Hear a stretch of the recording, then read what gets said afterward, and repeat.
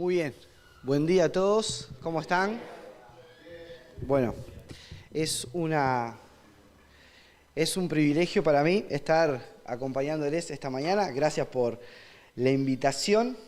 Veo un montonazo de caras conocidas, otras que no tanto, y eso también es bueno, ¿sí?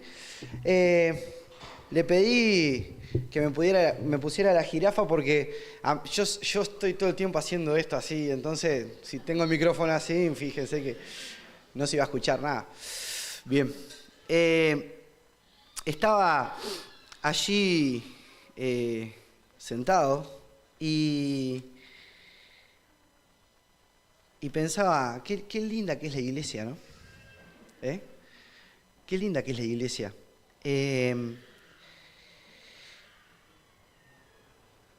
Hay veces, alguien ponía un ejemplo una vez, decía, hay veces que la iglesia es como el arca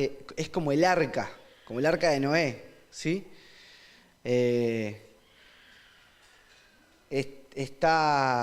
Tiene un poquito de dolor, ¿sí? Déjenme llegar al punto. Tiene un poquito de dolor, parece que no está todo tan lindo, ¿sí? Pero es mejor que estar afuera, ¿no? En el diluvio, ¿verdad? Y es verdad que hay veces que la iglesia, adentro de la iglesia, pareciera que no todo está tan bien como tendría que estarlo o como supuestamente tendría que estarlo. Hay cosas que parece que generan un poquito de dolor, ¿no? Pero amados, siempre vamos a terminar diciendo qué linda que es la iglesia. Es mucho mejor que estar afuera, ¿sí? Pensaba, hay una canción que... Yo no soy mucho de la música, ¿vieron? Les cuento. Yo no soy mucho de la música, yo no escucho mucha música. En general, cuando ando haciendo ruta y esas cosas que por mi trabajo a veces ando moviéndome, generalmente no escucho música, escucho algún programa, algún documental, yo qué sé, no soy mucho de la música. Sin embargo, cada vez que al auto se sube mi familia, mi hija, que está allí ahora, dice, vamos a poner una canción, ¿sí?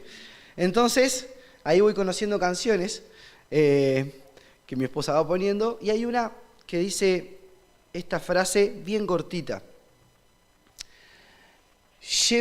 Ven y llévame a la cruz, ¿sí? Y la canción sigue y dice un montón de cosas que están muy buenas, pero llévame a la cruz, ¿sí? Me quedó picando. ¿Qué es ir a la cruz? ¿Qué es que el Señor nos lleve a la cruz? Dice el apóstol Pablo, alguien que sabía lo que era ir a la cruz, ¿sí? Que sabía lo que era vivir en la cruz, dice allí en un pasaje extremadamente conocido por todos ustedes, Gálatas capítulo 2, versículo 20, con Cristo estoy juntamente crucificado. Y ya no vivo yo, mas Cristo vive en mí. Ahora, esta, digamos, incongruencia que puede aparecer acá, o que puede parecernos acá, que es vivir en un lugar de muerte, ¿no? ¿Sí? Con Cristo estoy juntamente crucificado y ya no vivo, y no porque estás en un lugar de muerte, ¿sí? Y hay un escritor que a mí me gusta mucho, quizás mi escritor favorito, que se llama A.W. Tozer, muchos quizás lo conocen. Él, en sus libros, él dice esta frase, esta frase que la usa mucho, él habla de la vida crucificada, ¿sí? La vida crucificada. Y se explaya en un montón de cosas. Pero ¿a qué se refiere él con esto? Usa esa frase de la vida crucificada para definir una vida de entrega y de compromiso con el Señor, una vida crucificada, ¿sí? Ahora, a los ojos de la Biblia, ¿qué es estar juntamente crucificado con Cristo? ¿Qué es esto? ¿Qué es poder decir, con Cristo estoy juntamente crucificado? ¿Sí? Porque ni vos ni yo estamos en Palestina del siglo I clavados a un madero. ¿Sí? Sin embargo, podemos hacer nuestra esta declaración del apóstol Pablo. Con Cristo estoy juntamente crucificado. Es vivir la vida de Cristo. ¿Qué es estar crucificado con Cristo? Es vivir la vida que Cristo vivió. Y ahí surge esta primera pregunta, que es, ¿cuál es la vida de Cristo? ¿Cuál es la vida de Cristo? ¿Cuál es la vida que Cristo vivió? Para que yo pueda decir, como dijo el apóstol Pablo, con Cristo estoy juntamente crucificado y yo, Pablo, ya no estoy vivo. Yo ya no estoy vivo. El que está vivo es Cristo en mí. ¿Sí? ¿Cuál es la vida de Cristo? Y yo quería explayarme en algunos puntos de lo que entiendo que es la vida de Cristo. ¿Sí? Y que vos y yo tenemos la urgente necesidad de vivir. ¿Puedo yo vivir como Cristo en su plenitud? No, efectivamente. No puedo. No puedo porque soy un pecador, ¿sí? Vendido al pecado, lleno de miserias, que no puedo vivir en la plenitud de la vida que Cristo vivió. ¿Puedo yo asemejarme como de gloria en gloria, acercarme un poquito a lo que Cristo vivió? Sí, porque es lo que Dios quiere para tu vida. El propósito más grande que tiene un creyente, lo más importante en la vida de un creyente, el propósito más grande que Dios te da a vos, es que seas más parecido a su Hijo. Es que seas más parecido a su Hijo. No es que seas un predicador, ¿sí? Y lo dice alguien que tiene justo un micrófono enfrente. No es que seas alguien que es súper exitoso y anda por el mundo con el Evangelio. No es que midas el éxito como lo mide el mundo. Es que seas más parecido a Jesús. Por eso tenemos que tener bien claro cuál fue la vida de Jesús. ¿Qué enseñó Jesús? ¿Cómo vivió Jesús? Y cuando Elías hablaba en la cena, yo decía, cállate un poco, no me quemé, que quiero hablar un poquito de eso. Pero bueno, lo primero que pensaba era que la vida de Cristo fue una vida que buscó dar gloria a Dios. ¿Sí? Y esto es interesante, siendo Cristo Dios, ¿verdad? Buscó que el Padre sea glorificado. Y hay muchos pasajes que hablan de esto. Quizás el que a mí más me impacta y el que más me gusta y del que uno que me gusta hablar un montón está en Filipenses capítulo 2, ¿sí? Ahí en ese pasaje, que si ustedes quieren lo pueden buscar, pero más o menos de memoria lo podemos todos decir, que es que Jesucristo no estimó ser igual a Dios como cosa que aferrarse, ¿se acuerdan? ¿Sí? Sino que, ¿qué pasó? Se despojó, haciéndose siervo y estando en la condición de siervo, ¿qué? Se humilló, ¿sí? Y dice allí ese pasaje que el Padre, que Dios le exaltó a lo sumo y le dio un nombre que es sobre todo nombre, para que los que están en el cielo, en la tierra y debajo de la tierra, ¿sí? Doblen sus rodillas y confiesen que Jesucristo es el Señor, para gloria de Dios Padre. Jesucristo no vivió una vida para su gloria. Jesucristo vivió una vida para la gloria de su Padre. Y eso es muy interesante. Siendo igual a Dios. No estimó el ser igual a Dios como cosa a que aferrarse. Siendo igual a Dios, vivió su vida para dar gloria al Padre. Y esta es la primera consigna de la mañana. ¿Vivo mi vida para que el nombre de Dios sea exaltado, sea glorificado? ¿O vivo mi vida para que mi nombre sea exaltado y glorificado? Son dos maneras muy diferentes de vivir la vida. Muy diferentes. Una busca la autoexaltación, ¿sí? La vanagloria, el orgullo.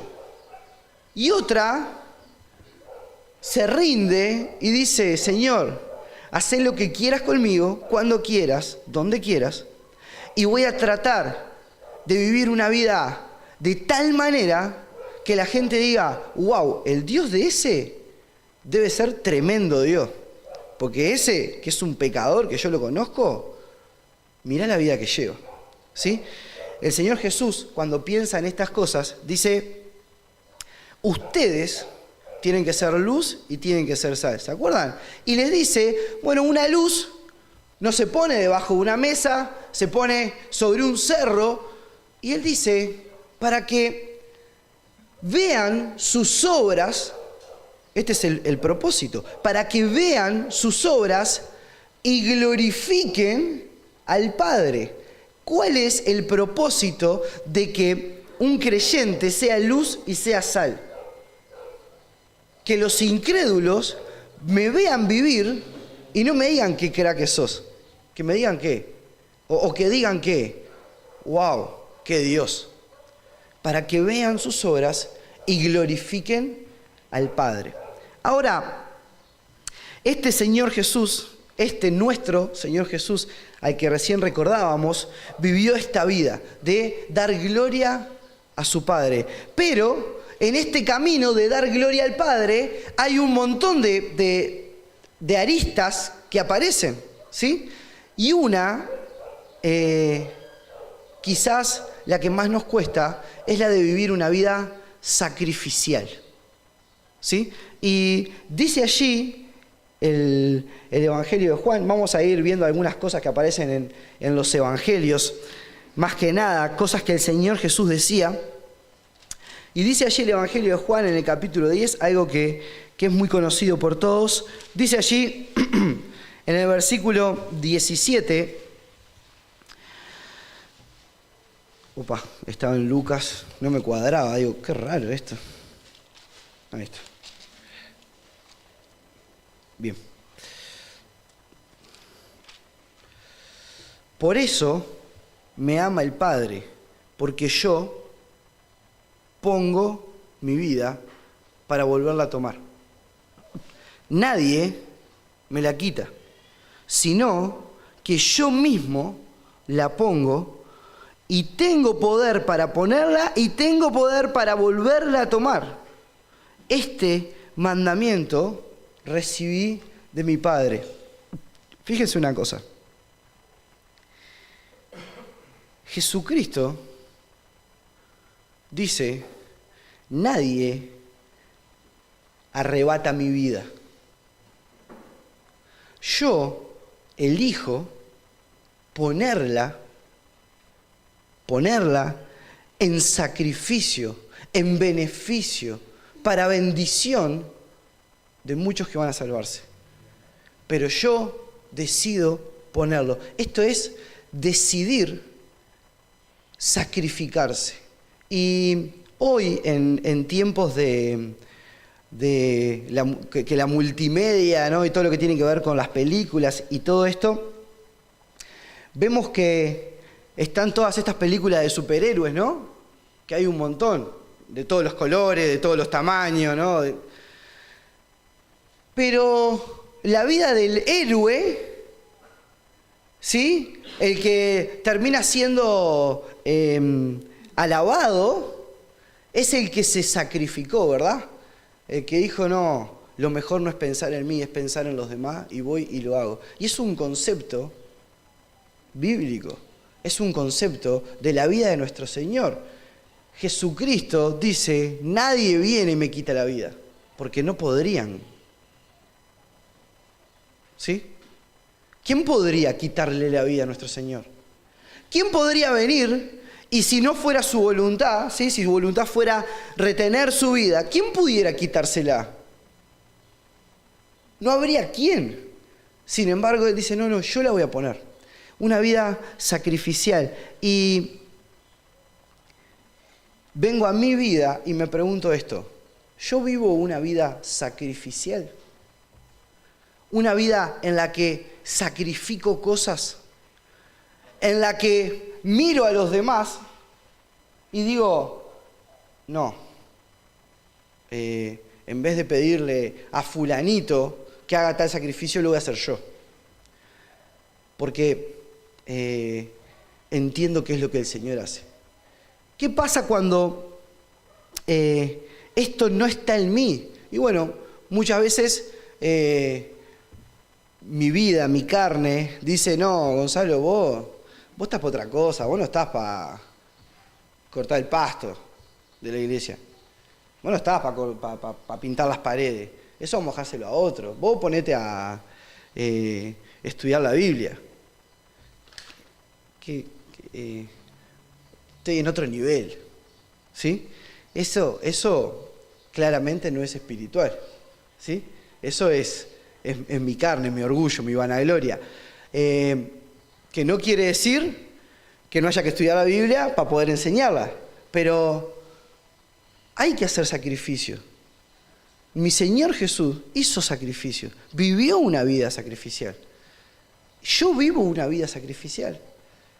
O yo vivo una vida de derechos, comodidades, ¿no? En esta sociedad que nos toca vivir en el 2024, que está llena de gentes reclamando derechos, ¿verdad? Todo el mundo reclama derechos. No, yo tengo que tener derecho a esto, derecho a aquello, derecho... Y hacemos una lista de derechos hermosa, interminable, ¿sí? Nadie sabe quién va a pagar la fiesta, pero bueno, todos tienen derecho. Pero nadie tiene obligaciones, ¿sí? Nadie tiene que hacer nada, simplemente tengo el derecho a...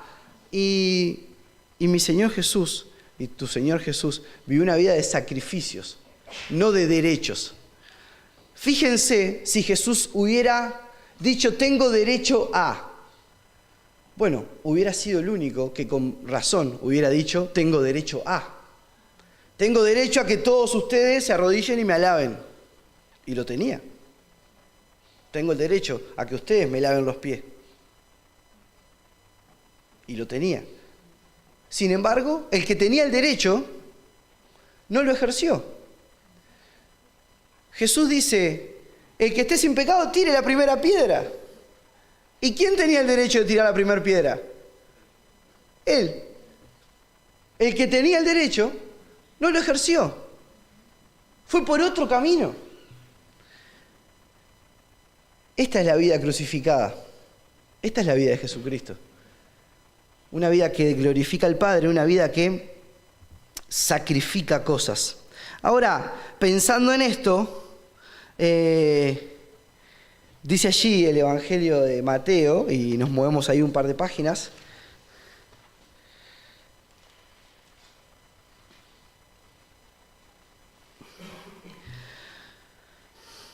Una vida humilde. Mateo 11:28 dice, venid a mí los que están trabajados y cargados, y yo os haré descansar. Llevad mi yugo sobre vosotros y aprended de mí, que soy manso y humilde de corazón, y hallaréis descanso para vuestras almas, porque mi yugo es fácil y ligera mi carga. Aprendan de mi vida de humildad. Saben que la humildad es una característica que no se encuentra mucho en la calle, ¿no? La humildad, como la Biblia lo enseña, no estamos hablando de humildad porque alguien no tiene para tener el último celular, No, no esa humildad de que llego justo a fin de mes, no está hablando de eso. Es humildad de corazón, ¿sí? El Dios del universo, en el que, según Colosenses capítulo 1, se crearon todas las cosas y por Él existen y por Él se sustentan, ¿sí? Llega a lo que es suyo, a su mundo, en un pesebre. Sin bombos y platillos, sin chirimbolo, sin... humilde. Y en esa humildad caminó entre los hombres. No en carruajes, sin que el sol lo tocara. No sé si han visto alguna de esas películas del Imperio Romano que se iba pasando alguno de la realeza, iban estos esclavos que tenían que ir llevando el carrito, ¿no? A hombro, porque era parte del sacrificio, que lo lleven a hombro, ni siquiera ruedas le ponían al carruaje, con cortinitas para que el sol no entre, ¿sí? Que no entre el polvo, que nada me toque, que no me cruce con el vulgo, ¿sí?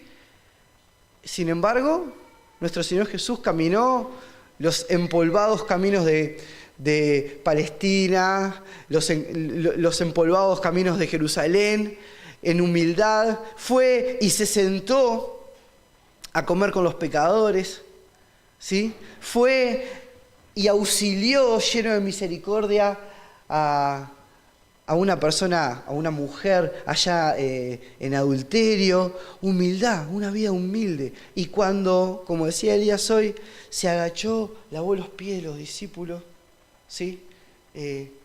Tomó el rol de siervo y les dice unas palabras hermosas esa noche allí en el aposento alto. Él les dice, si yo soy el maestro y el Señor, ustedes me dicen que soy el maestro y soy el Señor, y bien dicen, y si yo que soy el maestro y el Señor he hecho esto, les he lavado los pies, ejemplo les he dado para que ustedes lo hagan, ¿sí? Humildad, una vida de humildad. Ahora, una vida que busca la gloria de Dios, una vida sacrificial, una vida humilde, pero también dice allí Mateo capítulo 4, damos un par de vueltas para atrás, una vida santa, ¿sí? El Señor Jesús es llevado, tiene esta situación que ha sido llevado por el Espíritu al desierto para ser tentado, y la tentación, ¿sí? Es todo, acá Satanás usa cosas que a nosotros nos parte al medio, ¿sí? Pero no a Jesús, ¿sí? Lo primero, la necesidad, ¿sí? Tuvo hambre Jesús después de 40 días. La necesidad del sustento, ¿sí? Y cuántas veces en la necesidad del sustento nosotros somos tentados a hacer cosas que no agradan a Dios, ¿sí?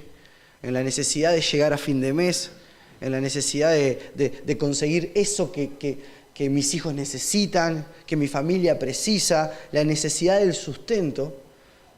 Muchas veces ahí aparece Satanás tentándonos, ya sea para que cuando paso las horas del trabajo pase alguna horita de más.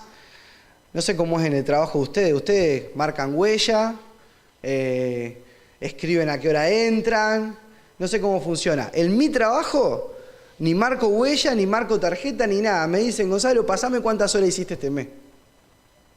Así, como le estoy diciendo, ¿sí? ¿Qué pasa cuando el mes estás más apretado?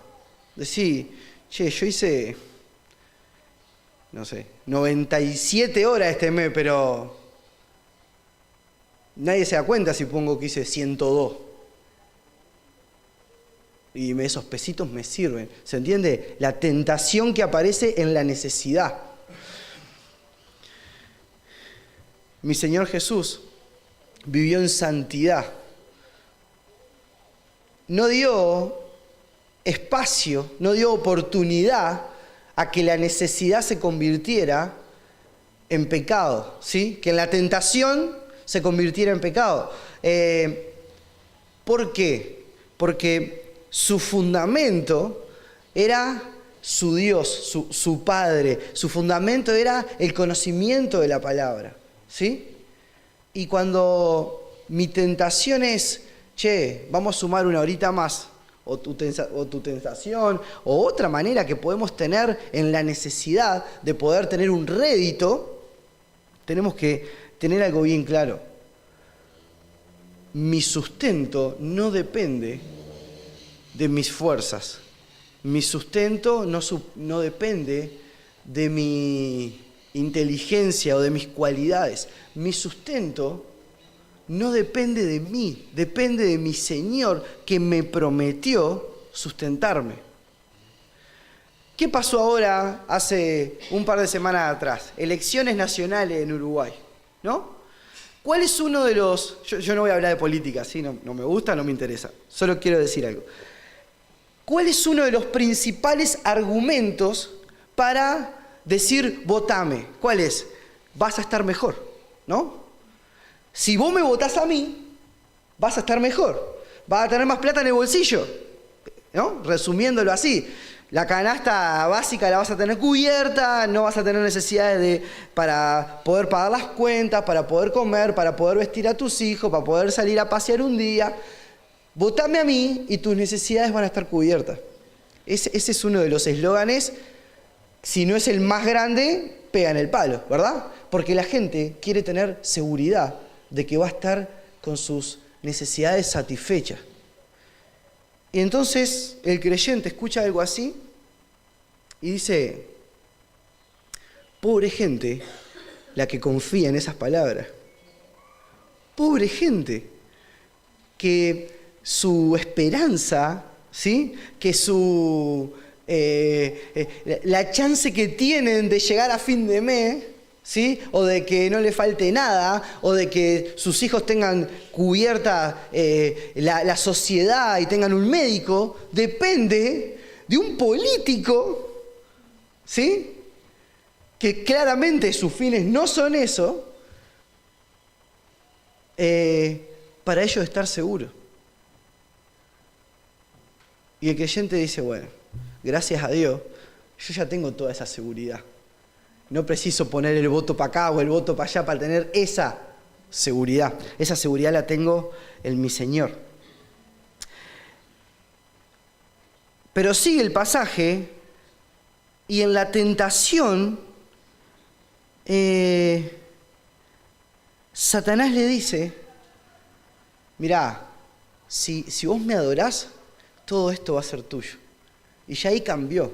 Acá teníamos a los pobres con necesidades siendo tentados para pecar, ¿sí? Y peleando por vivir una vida santa. Y acá tenemos a los que tienen poder, son poderosos, tienen sus necesidades cubiertas, lo que sea, pero el poder es un caramelito muy, muy rico, ¿sí? Muy dulce el poder. En todas las esferas el poder es un caramelito muy, muy, muy rico de comer, ¿sí? Ya sea que te asciendan en el trabajo y vos puedas enseñorarte de tus compañeros de trabajo, ya sea que en el barrio llegaste a concejal de no sé qué y tenés el poder de decidir si el mural se va a pintar de verde o de azul, o ya sea en la iglesia,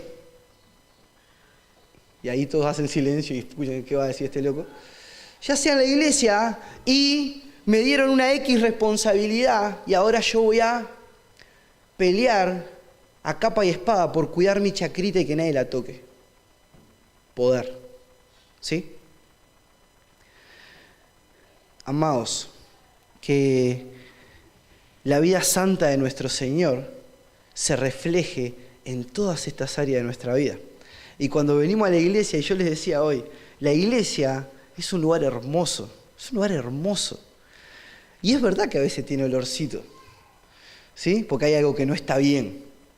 como puede ser esto, o otras tantas cosas.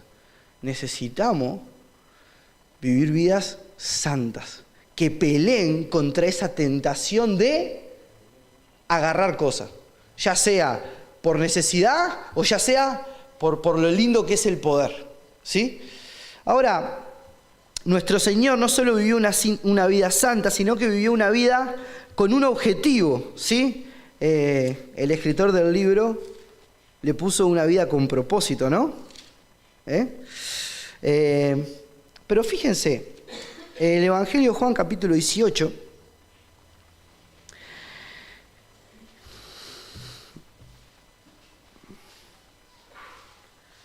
el Señor Jesús está arrestado, ¿sí?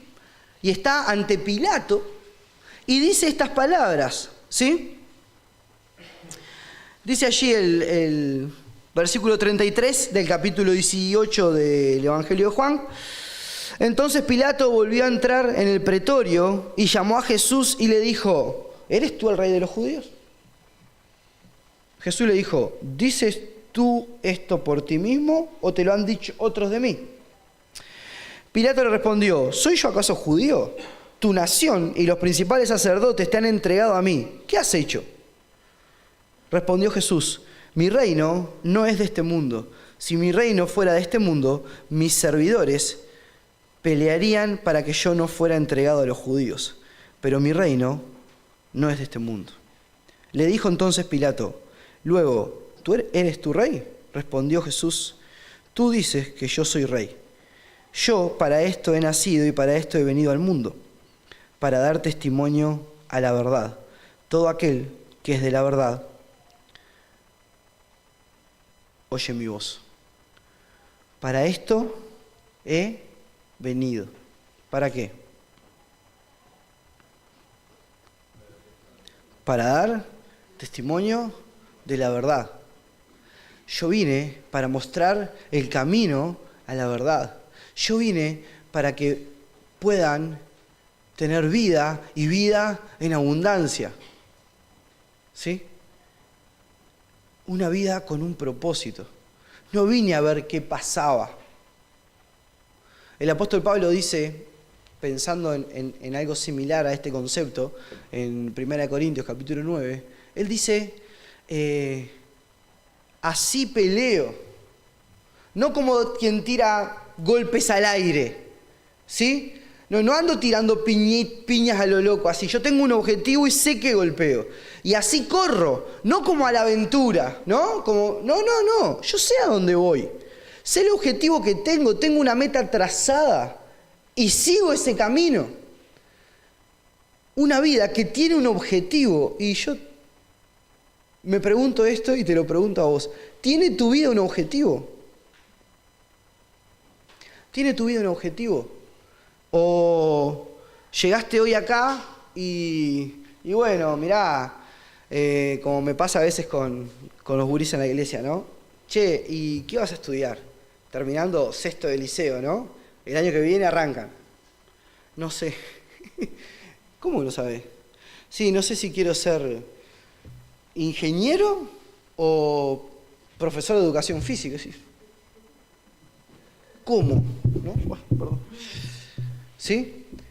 Medio ahí al Bartolazo, ¿no? Como que sin objetivo, sin un propósito claro.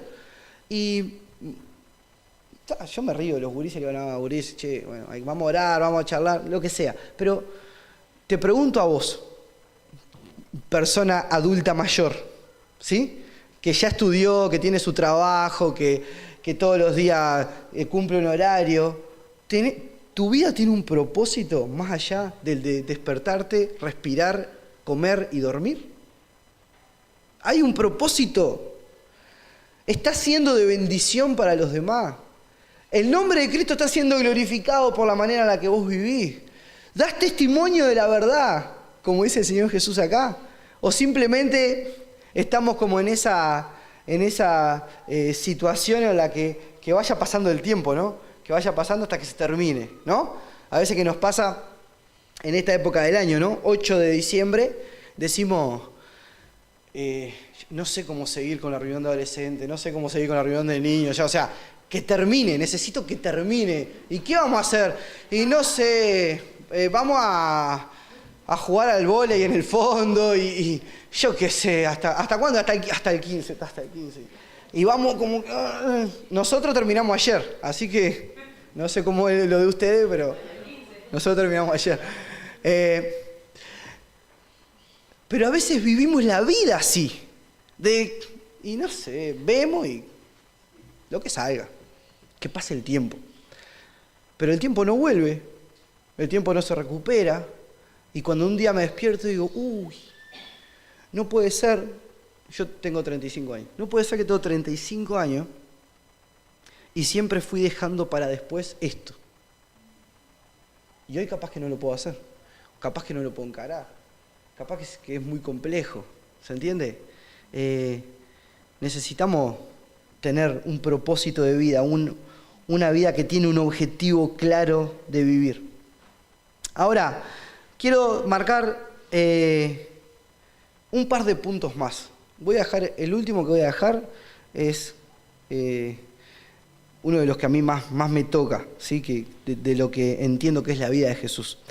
El próximo aparece allí en el Evangelio de Marcos. No pueden, o sea, lo estuve acá, ¿no? Para adelante y para atrás, pero está ahí, en la cortita. Dice allí Marcos capítulo 6.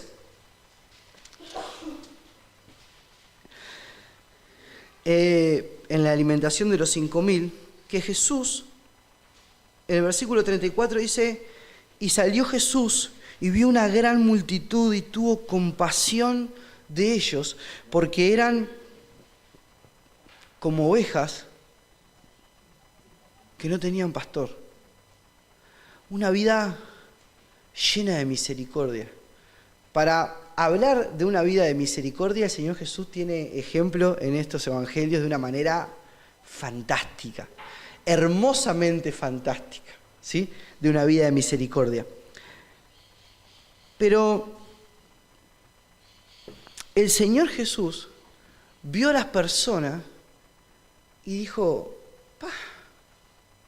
porque ¿qué pasa con una oveja que no tiene pastor? Porque ese es el ejemplo, ¿verdad?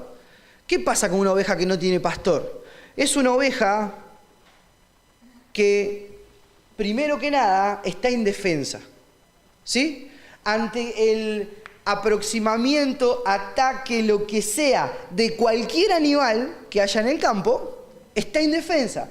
Porque la oveja, como todos sabemos, es un inútil, ¿sí?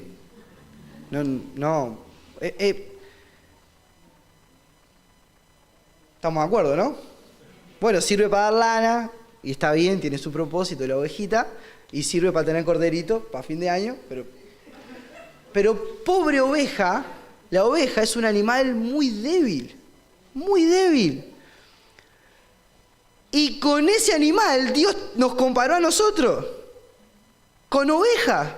Y cuando el Señor Jesús dice una oveja sin pastor, o esta multitud que los vio como ovejas sin pastor, los vio desprotegidos, indefensos, ¿sí? Pero no solo eso. ¿Saben que la oveja, mi familia es del campo, yo no, yo soy más montevideano imposible, pero he ido al campo, obviamente, y ¿saben que si ustedes llevan a una oveja a un lugar donde el pasto esté un poquito alto, se muere de hambre? No come, porque tiene que comer cuando el pasto está cortito, ¿sí? Claro, si vos metés un caballo en un coso así de pasto, quédate tranquilo que el tipo te lo pela, el caballo, y las vacas también, pero la oveja no. La oveja no solo queda desprotegida e indefensa, sino que es muy delicada, ¿sí? Es muy delicada. Si no está con el cuidado del pastor, que lo lleve, diría el rey David en el Salmo 23, por delicados pastos para que pueda comer, se muere de hambre. Y aparte, la oveja es un poquito tonta. Muchas veces se separan de su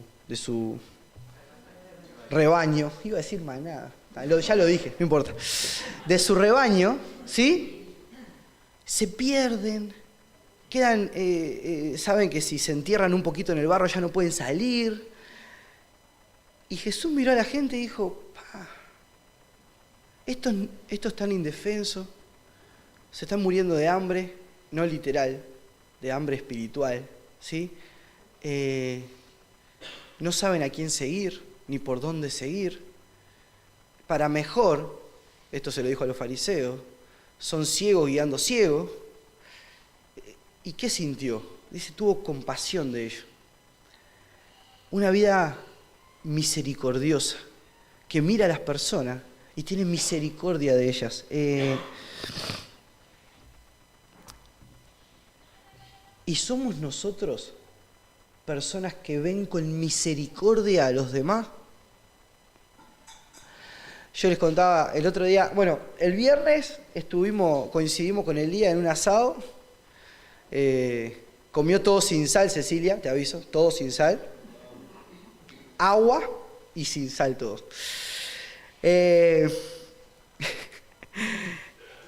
Y yo justo comentaba algo ahí que me pidieron que compartiera algo. En la reunión de jóvenes, allí estábamos leyendo Primera de Samuel. Y hay un pasaje allí al principio del libro, cuando Saúl todavía es rey de Israel, con el apoyo de Dios, que no es mucho lo que es, pero hay una parte que sí. Y bueno, Saúl es nombrado rey y dice que hay algunos que dicen, ¿y este quién es? ¿No? ¿De qué nos va a salvar este? No sé qué. Y le faltan un poco el respeto y no lo tienen en cuenta, ¿sí? Entonces vienen unos y le dicen... Entonces dice ahí, Primera de Samuel, que Saúl no tomó en cuenta eso, como que lo pasó por alto, ¿no? Se hizo el distraído, digamos, ¿sí? Ante esa ofensa. No pasa nada. Enseguida viene una batalla importante, todo el pueblo tiene miedo y Dios le da una tremenda victoria al pueblo, a su pueblo, con Saúl a la cabeza. Y vienen unos y le dicen, Saúl, ahora que tuvimos esta tremenda victoria, vamos a buscar aquello que te faltaron el respeto y que no te tomaron en cuenta, no sé qué, y vamos a matarlo. Y Saúl da una respuesta con una sabiduría y una misericordia tremenda. Él dice, hoy Jehová ha dado salvación a Israel. Nadie va a morir. Y el mismo pueblo quería matar a sus propios amigos, familiares, vecinos, cuando esas personas no habían sido muertas por el enemigo, ¿se entiende? Y lo que el enemigo no logró matar, lo vamos a matar nosotros. No tiene mucha lógica, ¿no? Sin embargo, lo que el pecado no logra matar, pero que lastimó capaz, y cuando viene un hermano lastimado por el pecado, porque el pecado lastima, ¿sabían? Y duele, trae dolor, trae angustia, ¿sí? Y viene un hermano lastimado por el pecado, y cuando digo lastimado por el pecado no es como que el pecado es un ser ahí que anda tirando cuchillazos, sino que mi pecado, el que muera en mí y el que muera en vos, ¿sí? Cuando me tienta y yo caigo en la tentación y peco, soy herido por el pecado, ¿sí? Y yo que vengo herido, yo no, vamos a poner otro, porque quiero yo ponerme en el papel de malo. Viene otro, ¿sí? Viene Pablo herido por el pecado y el pecado no lo terminó de matar, lo tiene herido, pero no lo terminó de matar. Y yo digo, pero vos sos un desastre. Vos sos un carnal. Yo no sé qué cara tenés de venir a la iglesia después de eso que me estás contando. Y saco la espada, le corto la cabeza, ya está. Muerto el perro, muerta la rabia, ya está. Lo que el pecado no terminó de matar, lo matamos nosotros. Esa es la vida de Jesús. O la vida de Jesús es justamente pelear contra eso. es justamente mirar a los líderes religiosos de la época y decirle, ustedes ponen carga que ni aún ustedes tocan con un dedo. Y exigen cosas que yo no exijo. Ustedes son sepulcros blanqueados, les dice. Bastante duro. ¿Cuál es el ejemplo del Señor Jesús? El ejemplo del Señor Jesús es agarrar a una mujer sorprendida en adulterio y decirle, no peques más, no lo hagas más. No decirle, bueno, como yo soy el que puedo tirar la primera piedra, la tiro y sigan ustedes, tápenla acá y que quede de ejemplo para los demás. No. Tampoco Jesús le dice, seguí viviendo igual. No entremos en confusiones. No le dice, seguí haciendo lo mismo. Le dice, mirá, los que te juzgaban no están. Yo tampoco te voy a juzgar. Andá y no peques más. ¿Qué le está diciendo? Arrepentite de tu pecado, cambia de dirección tu vida y seguí a tu Dios. Eso es misericordia. Vio a esta gente, a estos que estaban ahí, a esta multitud, y los vio y dijo, ¡fua! Esta gente está indefensa, está débil, no tiene dónde alimentarse, no tiene a quién seguir. ¿Sí? Y tuvo compasión de ellos. Por algo, cuando el Señor se va, la iglesia crece tanto. Había guías en el pueblo. Ahora sí había guías en el pueblo. ¿Sí? Guías que llevaban a la gente a Dios. Y la iglesia crecía. Porque ya no estaban como ovejas sin pastor. Ahora sí había personas que cumplían el rol que tenían que cumplir, ¿no? Lleno de misericordia. Y hay una cosa más que quiero compartir con ustedes. Dice, no lo tengo anotado, pero es algo que venía pensando, y no me acuerdo ahora exacto del pasaje. Dice, maridos, amad a vuestras mujeres. Si tienen el pasaje de memoria, me lo tiran. Gracias. Efesios 5, para que salga en la transmisión ahí. ¿Sí? Maridos, amad a vuestras esposas, ¿como qué?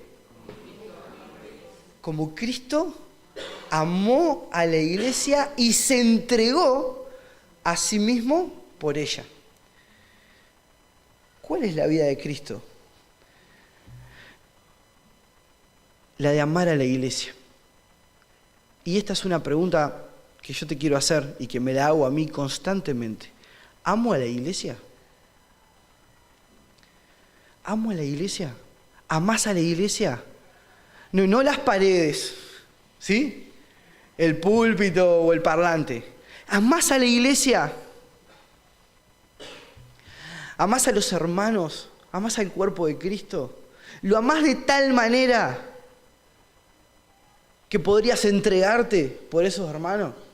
Y cuando me refiero a entregarte, no es que vayas y seas muerto ahí, que te cuelguen en la plaza. Quédense tranquilos que esa sería una manera muy fácil de entregarse. Hay otras cosas. El apóstol Pablo dice, yo voy a dar todo de mí, he entregado todo de mí y entrego todo lo que tengo. Me estoy gastando por ustedes, aunque amando más, sea amado menos. Me voy a gastar de lo mío y a mí mismo, dice. Y eso es amar a la iglesia. Es gastarnos en la iglesia. Y, déjame decirte esto, te lo va a decir alguien que muchas veces le pasa este pensamiento por la cabeza. Pero esa persona no se merece que yo me gaste por ella. Porque yo en lo largo de los años hice esto, hice aquello, estuve en este momento, lo ayudé con esto otro, no sé qué, y es un mal agradecido. ¿No hay hermanos así acá? Pues, eso pasa por mi mente. ¿Sí? Eso pasa por mi mente. Pero le voy a contar cuándo deja de pasar por mi mente eso. cuando voy a la cruz. Cuando voy a la cruz. Porque cuando voy a la cruz pasan cosas. ¿Y qué me refiero a ir a la cruz? Me refiero a que cuando yo voy a tener mi intimidad con Dios y voy a orar y voy a exponer mis miserias y voy a recibir un montón de cosas que Dios me da y pienso en ese hermano que es un malagradecido, que no se merece que yo haga más nada por él, digo, qué desastre. ¿Cómo no puedo dar un poco más? ¿Cómo no puedo volver a ir? ¿Cómo no puedo volver a escribir? ¿Cómo no puedo volver a extender la mano? Porque en la cruz, hermanos, en la cruz, yo veo quién realmente soy yo. No el que se para atrás del púlpito a hablar de Dios. El que soy de verdad, el que nadie conoce. Y eso me pasa a mí y te pasa a vos también. Cuando vas a la cruz y vas a tu Señor, ahí vos ves al que nadie conoce. Y te regocijás en que Dios ame a ese que nadie conoce. Porque nadie más podría amarlo, capaz. Y decís, gracias Señor por amarme, por salvarme. Gracias Señor, porque tantas veces decimos, no nos merecemos, porque no lo merecemos, porque no somos dignos. Y lo decimos un poco así como, es verdad, pero un poco digno soy. Es verdad, pero un poco me lo merezco, sí, porque eso es la carne, ¿sí? Pero cuando voy a la cruz, y se refleja ese que nadie conoce, y ahí digo, Señor, yo no me merezco esto que vos me das. Y ahí lo digo en serio. Sí, yo no lo merezco. Y ahí digo, Señor, yo no soy digno. Y es verdad que no soy digno. Es recontra verdad que no soy digno. Pero tu gracia y tu misericordia y tu amor derramado en mi vida me han quitado del reino de las tinieblas y me han puesto en el reino de la luz de su Hijo Jesucristo. Y yo no lo merecía, y lo digo de verdad, no lo merezco. Y yo no soy digno de eso. Claro que no. Pero mi Señor me amó. Y tuvo misericordia de mí. Y su gracia fue derramada en mi vida. Y yo hoy puedo decir con gozo que soy un hijo de Dios. En la cruz cae el peso que llevamos y encontramos descanso para nuestra alma. Muchas veces estamos cargando con cosas, todo el tiempo cargando, cosas que nos pesan, que nos preocupan y somos tercos, obstinados, ¿sí? Parece que lo queremos llevar nosotros a prepo, decirle, yo puedo, Dios, con esto. Me pusiste esta carga arriba y vas a ver que yo puedo con esto. Vos me capacitas. Y capaz que Dios me está diciendo, pero yo no quiero que vos lleves eso. Echando toda vuestra ansiedad sobre Él porque Él tiene cuidado de vosotros. Yo quiero que tus preocupaciones, lo que causa ansiedad en tu vida, lo que te pone mal, tráelo a mí. No quiero que lo andes cargando, martirizándote a vos mismo. No lo hagas. No es lo que te estoy pidiendo. Es como los monjes que se metían allá en los monasterios y se autoflagelaban en nombre de Cristo para expiar sus penas. No te estoy pidiendo que te des con un látigo y te lastimes todo. Te estoy diciendo que vengas a mí y que te arrepientas de tu pecado. No te estoy pidiendo que lleves estas cargas que no te dejan dormir. Te estoy diciendo que vengas a mí y que yo te voy a dar descanso de ellas. En la cruz encontramos estas cosas. En la cruz encontramos libertad. El pecado pierde en la cruz. El pecado pierde en la cruz. No trates de luchar contra el pecado si no es en la cruz, porque vas a perder. La única manera de vencer al pecado es orando. Yo le cuento esto a los gurises, charlábamos allá en la reunión de jóvenes y le decía, la única manera de que yo salga todos los días a mi día diario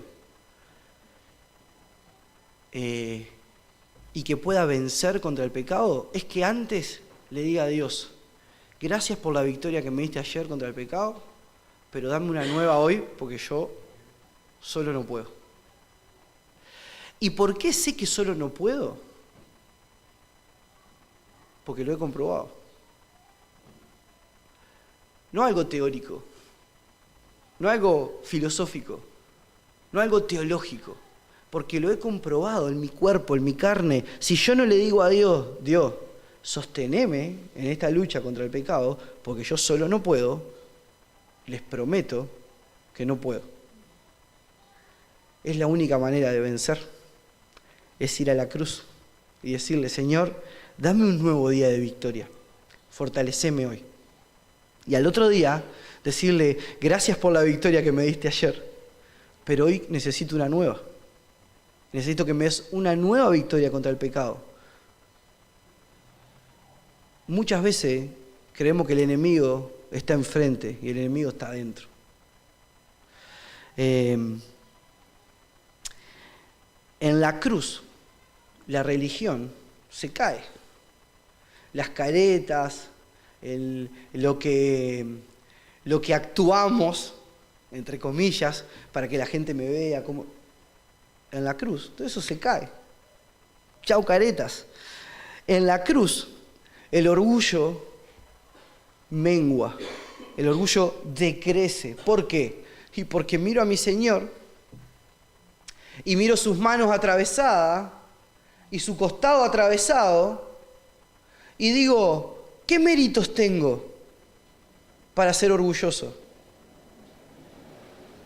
¿Qué méritos tengo? Y te pregunto a vos, ¿qué méritos tenés para cerrar con dureza tu corazón con orgullo? ¿Qué méritos tengo? Si todo lo que tengo bueno en mí es por los méritos de Él, no por los míos.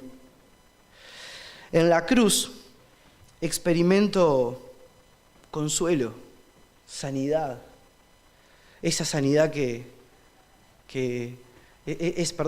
sanidad de ese dolor y de esas heridas que el pecado trae a la vida. En la cruz, los apetitos del mundo desaparecen o se achican. El consumismo, el tener las cosas que te venden todo el tiempo, te venden. El usar las redes sociales para el autobombo, ¿sí? El otro día yo decía que las redes sociales son una hermosa vidriera de vanagloria, ¿no? Porque el que no muestra lo que tiene, ¿no? El auto nuevo, la casa en la playa, la Ferrari, yo qué sé, ¿sí? Muestra las relaciones que tiene y se codea con famosos y no sé qué. Y el que no muestra eso, porque no tiene nada de eso para mostrar, pero dice, no, mirá yo la familia que tengo y somos todos perfectos, mirá. Y el que no muestra eso, muestra los abdominales. Yo qué sé, no sé, yo no, pero otros sí.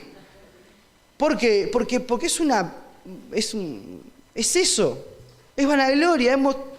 Y cuando yo voy a la cruz, todo eso deja de tener importancia, porque lo único que importa es que mi Señor murió por mí, me salvó, me limpió de mi pecado, de mi pudredumbre, y me hizo ser un hijo de Él. Y yo ahora lo que necesito para vivir es vivir una vida que su nombre sea glorificado por ella, nada más.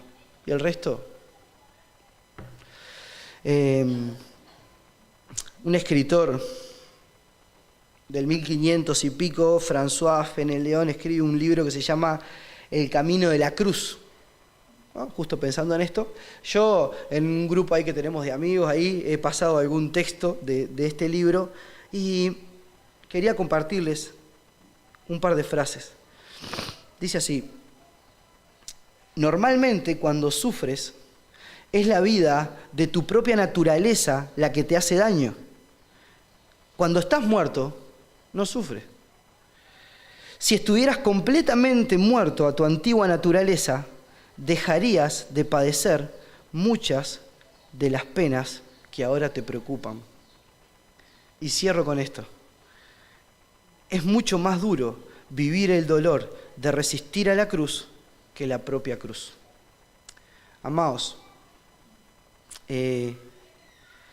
muchos de nuestras preocupaciones de hoy, dolores de hoy, angustias de hoy, son provocadas y producidas simplemente porque no hemos muerto al mundo todavía. Morimos en pedacitos. Dios, yo te entrego esto, pero esto sigue siendo mío.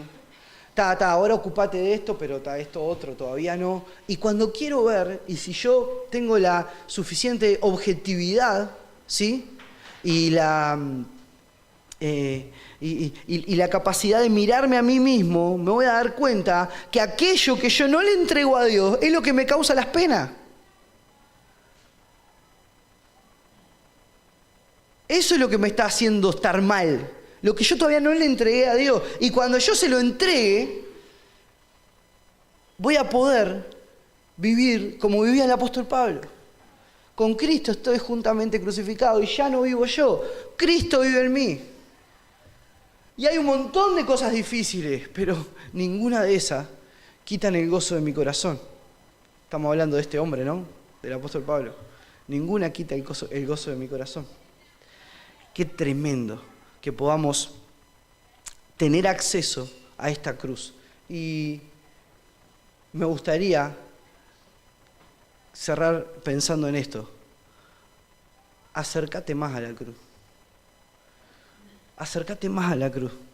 Hasta que un día podamos estar tan cerca que podamos pensar que estamos ahí, en la cruz, con Cristo. Que estemos más cerca de ella. Vamos a vivir un poquito más esa vida que vivió Cristo.